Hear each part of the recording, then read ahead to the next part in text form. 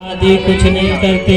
जो व्यक्ति जैसा कर्म करता है वैसा फल परमात्मा देते हैं।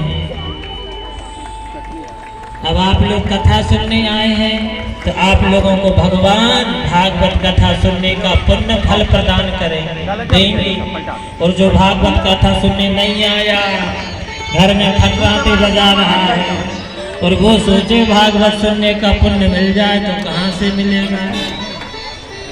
और भागवत आप लोग इतने प्रेम से इतनी भारी संख्या में, अधिक से अधिक संख्या में आप लोग उपस्थित होकर के कथा श्रवण कर रहे हैं, ये बड़े सौभाग्य की बात है। आप लोग सब बड़भागी हैं। मैंने पूर्व में निवेदन किया था, भागवत कथा सुनना सबके बस की बात नहीं है। जिनका भाग्य उदय होता है, जिन पर ठाकुर जी की कृपा होती है, वही भागवत कथा सुनते हैं। तो आप सबके ऊपर ठाकुर जी की कृपा है। और एक निवेदन और, जहाँ पर भागवत कथा होती है, बड़ी सुंदर बात है। ये बात आप लोग हो सके तो अपने जीवन में उतारने का प्रयास कीजिएगा।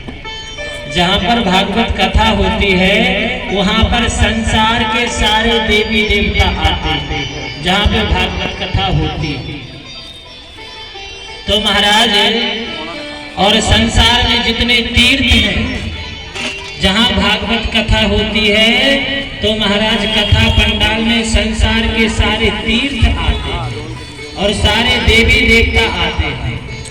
तो हम लोगों को अगर किसी के मन में इच्छा है कि हम सारे तीर्थों की यात्रा करें तो महाराज भारतवर्ष में अनेक तीर्थ हैं। सारे तीर्थों की यात्रा दर्शन करना संभव नहीं है, मगर अगर आप भागवत कथा पंडाल में आते हैं और भागवत कथा सुनते हैं तो संसार में जितने तीर्थ हैं उनका दर्शन करने से जो पुण्य फल प्राप्त होता है वो केवल भागवत कथा पंडाल में पहुंचने से प्राप्त हो जाता है।